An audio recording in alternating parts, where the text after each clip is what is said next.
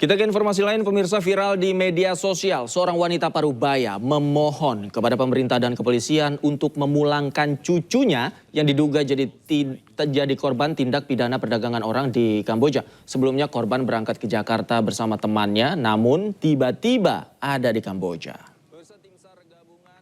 Assalamualaikum. Kapa Haji Dedi Mulyadi. Seorang wanita Parubaya bernama Imas, warga kampung Cilisung, Desa Dayakolot, Kabupaten Bandung, Jawa Barat, memegang foto cucunya bernama Rizky Nur Fadilah, berusia 18 tahun. Rizky diduga menjadi korban tindak pidana perdagangan orang di Kamboja. Video yang viral di media sosial ini berisi harapan dan permohonan Imas kepada pemerintah dan kepolisian agar bisa segera memulangkan cucunya. Sebelumnya, korban diketahui berangkat ke Jakarta 3 minggu yang lalu bersama temannya untuk mengikuti seleksi klub sepak bola Sparta FC yang berafiliasi dengan PSMS Medan. Tanggal 4 November yang lalu, Rizky mengabari bahwa dirinya sudah berada di Kamboja. Keluarga kemudian merasa khawatir setelah Rizky mengadu bahwa dirinya mendapat perlakuan tidak mengenakan dan bahkan disiksa setiap hari di Kamboja. Namina Rizky Nur Fadilah. Hampir 3 minggu kami ya was-was karena anak tiap hari ngeluh kalau dia itu dihukum, disiksa berupa disuruh push up, banyak ketakutan, ya takutnya cucu kami kenapa-napa, makanya saya viralkan. Kita akan terus berkomunikasi karena kan ini saya tahu ini lintas negara ya. Mungkin kalau memang perlu ntar harus koordinasi dengan pusat, itu pasti akan kita lakukan. Yang terpenting saya pengen ke depannya hal-hal seperti ini jangan sampai terulang lagi. Pemirsa, tim SAR gabungan pencarian korban tanah longsor di Kabupaten Cilacap, Jawa Tengah kembali berhasil menemukan 2 korban. Kedua korban ditemukan tertimbun tanah di titik B2.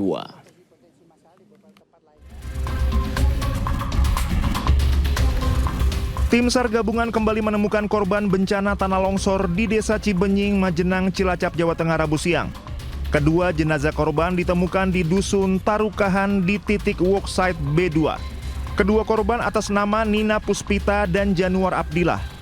Kedua jenazah korban langsung dievakuasi ke RSUD Majenang untuk proses pemulasaran. Dengan ditemukannya 2 jenazah korban, maka tersisa 3 korban lagi yang belum ditemukan.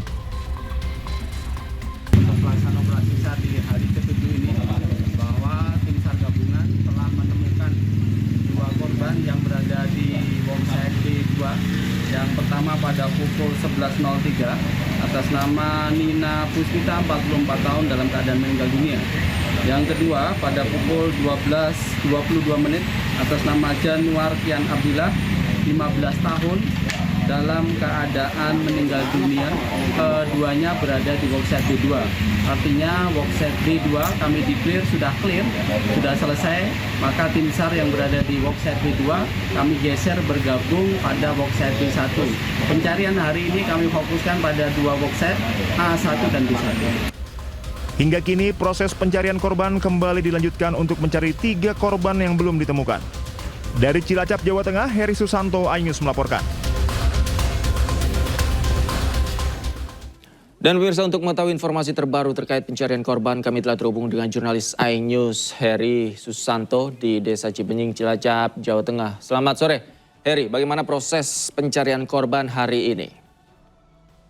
Ya, selamat sore, David.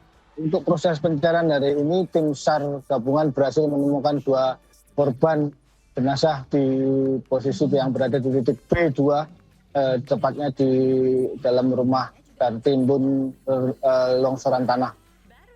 Penemuan jenazah ini menjadikan total jenazah yang saat ini belum ditemukan berjumlah menjadi 3 orang.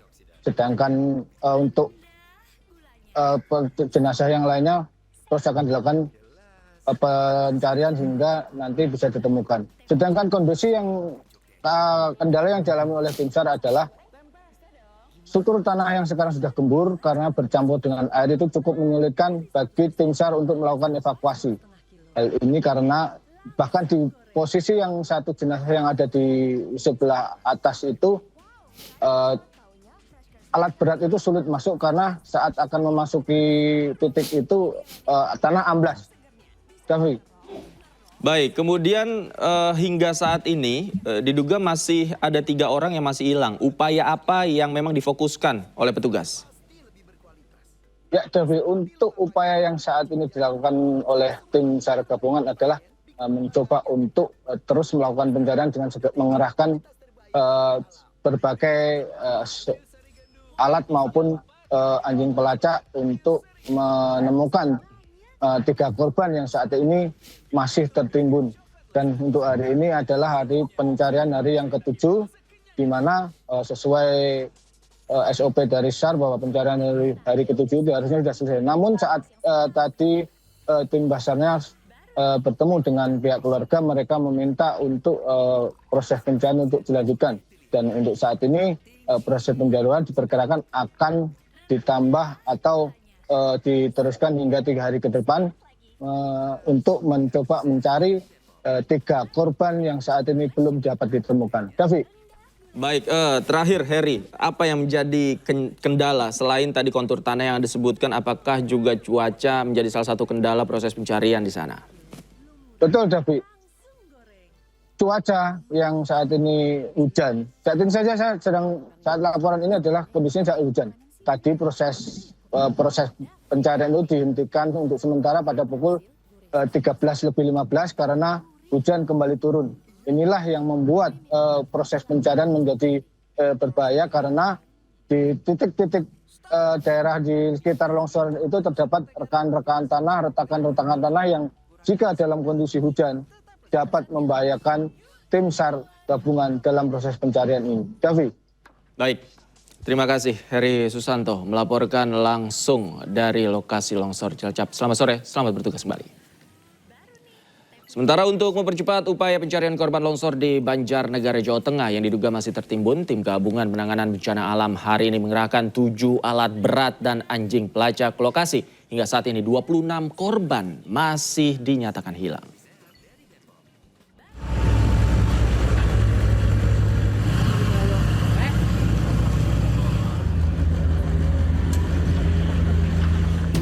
7 alat berat dan anjing pelacak dikerahkan untuk pencarian korban bencana tanah longsor di Dusun Situkung, Pandanarum, Banjarnegara, Jawa Tengah. Pencarian menggunakan alat berat dimulai hari ini karena kondisi tanah di lokasi sudah dinyatakan mulai stabil. Dari data Badan Penanggulangan Bencana Daerah BPBD Banjarnegara, hingga saat ini tercatat 26 orang hilang. Sebanyak 300 personil gabungan SAR, TNI Polri, BPBD, BNPB, dan relawan terus berupaya melakukan pencarian korban. Upaya penyisiran sebelumnya sempat tertunda karena kondisi tanah di lokasi kejadian yang masih terus bergerak. Luas area terdampak diperkirakan mencapai 10 hektar dengan jarak luncuran tanah longsor mencapai sekitar 1 km menjadi fokus pencarian korban pada hari ini. Pihak berwenang mengimbau warga di sekitar daerah rawan longsor tetap waspada dan tidak mendekati lokasi kecuali tim yang sedang bekerja untuk melakukan evakuasi. Dari Banjarnegara, Jawa Tengah, Nurdin Fauzi Anyus melaporkan.